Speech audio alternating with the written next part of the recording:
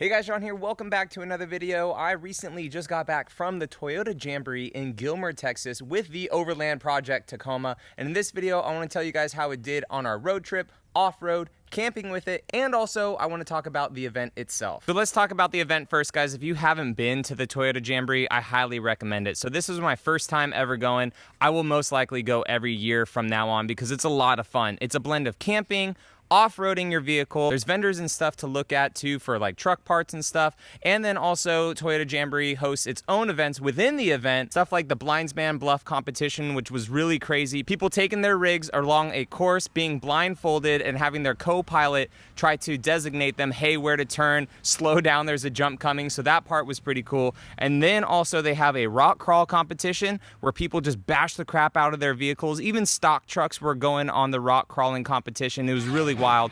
There was this white Toyota Tundra Platinum that we all thought, oh my gosh, it's a big V8, and this truck just hauled butt. He did not give a crap at all, and he just hauled butt across the rock garden. And then also they have the Stampede, which was a course that was just like the Blindman's Bluff course, but now you're not blindfolded and you get to haul butt as much as possible around this course to try to set the best time. So along with those events, they did have a vendors area too, not as big as the Overland Expo, but the Tacoma was in the Cali Raised booth. Really awesome to be a sponsor with them. So it was very cool that the Tacoma was in their booth. They had Tacoma Beast there too, and a lot of other big brands like Icon, All Pro Off-Road, and just a bunch of big brands and stuff there too for people to look at stuff, along with raffles and food trucks. So the event itself was a really fun time. We got to off-road in this huge off-road park, tons of trails through there. The Tacoma did really good. I'll talk about that when I talk about the truck. And then also they had camping sites like all throughout it. So if you want to bring your RV,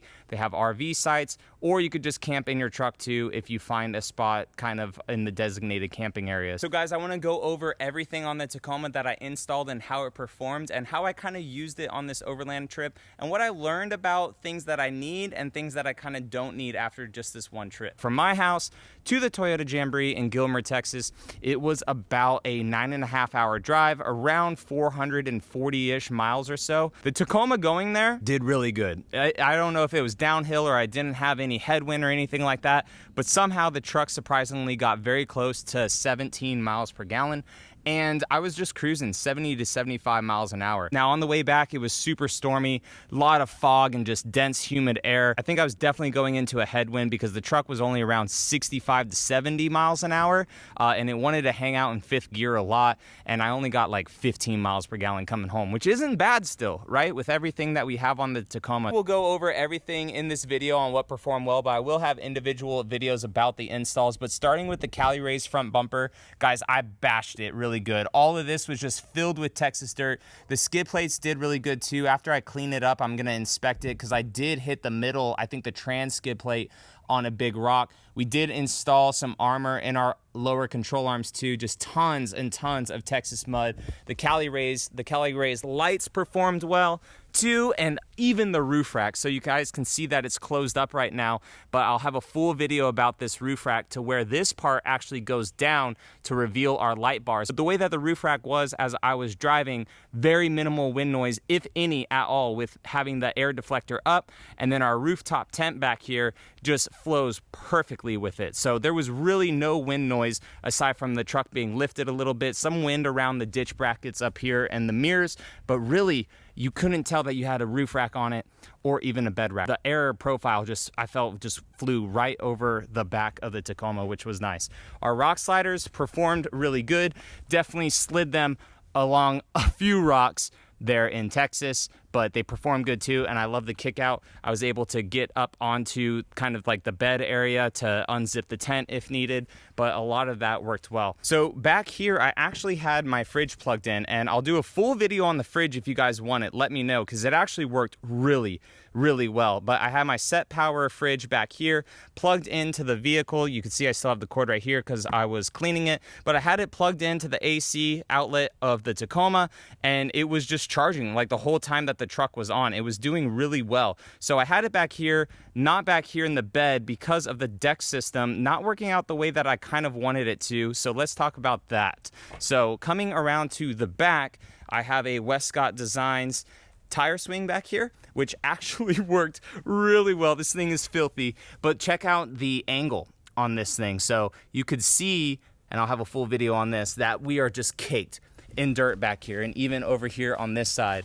Look at that. But the way that the Westcott designs tire swing angles itself up like that, we still had a good amount of ground clearance, even too with the rear tire hanging right there. So the whole swing sets itself up, and we have a good amount of space for our spare tire. The cargo glide didn't really work out the way I intended it to. So this thing sits up pretty high on the bed rails of the Tacoma. I thought that I was gonna be able to put my fridge here, but it sits up a little bit too high, and then these rails are 17.5 inches, and the fridge just a little bit too tall. The bed rack worked great, held our inspired Overland tent very well. The cargo glide though, just a little bit too tall, but it is very cool because I could have it out like that. I was eating up here, kind of using it as like a bar top, but the cargo glide worked well in that sense, but just not for everything that I had really intended on it for. Now, the actual decked system, on the other hand, worked freaking great. So if you guys remember the decked system, in my old Tundra, I talked about how if I had a actual Overland build, I'd be all about it. And I 100% am for this build. So had all like my toiletries and stuff in here, sunblock stuff, mosquito repellent, all of that in this. And then my moonshade, which I actually didn't get to use just because we were using the truck so much, unfortunately, but that was like kind of all my camping gear side. And then also like my plates and stuff. And then over here on this side, I have my tools, my propane bottles for my Blackstone, and then just cooking utensils, paper towels, toilet paper, all that stuff in those. And then I got some extra here. So I actually had a bunch of extra space. So utilizing the deck system itself for this Overland build was really, really cool. And then I was able to close it and then just have this whole area right here as like a cooking surface. So definitely need to put a flat tailgate. I just got one from All Pro, so that will be going on a nice flat surface for when I cook and stuff back here.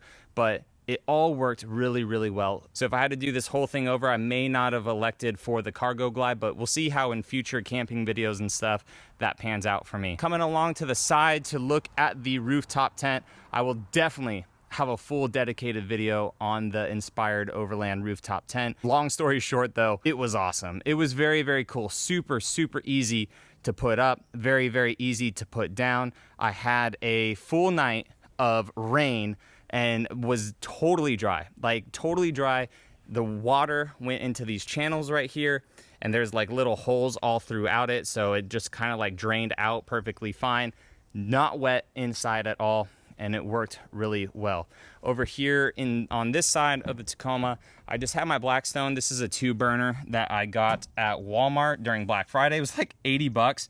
Definitely think I need a smaller one, like a 1-burner when solo camping. I think a 2-burner is just a little bit too big. Use this anchor thing too as a little power station. It's only like 256 hours, but this thing did really good. And then I was gonna install the Shift Power USA for my drive home, but just did not have time, and I left during the night, and that just wouldn't have made for good content. But this anchor thing did good. The whole truck just did really good, and I was super pumped about it. So we tested out the Nitto Ridge Grapplers. These are 285/70 17s. They're only a 116T, so they are not like a crazy E-load rating or anything like that, but just aired them down to 18 pounds, 18 PSI. They freaking conquered everything. No spinning except for when I was up on rocks and lost some momentum. But aside from that, just backed up, gave it a little bit more oomph.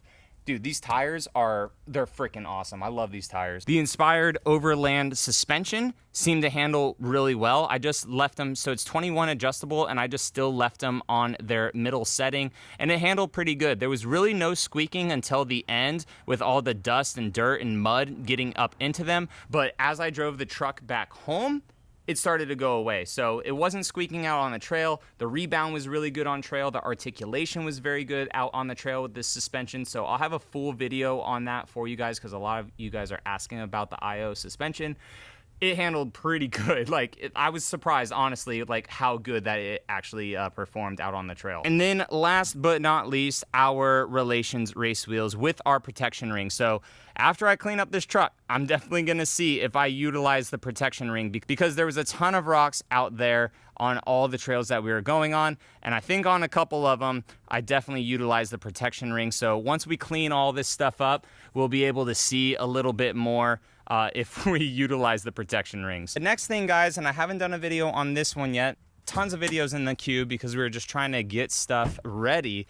The ditch lights performed really well too. But popping the hood, guys, we installed a new intake on this. This is the AFE Momentum GT, and we also did the air scoop up front here too. So sucked in a lot of air. Like this thing, I think on their website is taking in 37% more air. And then with the air scoop, I'm sure we're taking in even more with that. But it performed really, really well. And I think that this attributed to pretty good gas mileage getting there and pretty okay gas mileage coming back. But the throttle response and just momentum that I felt like I got out of this, you know, it's not incredible. And I'm sure a tune would, you know, help it even more.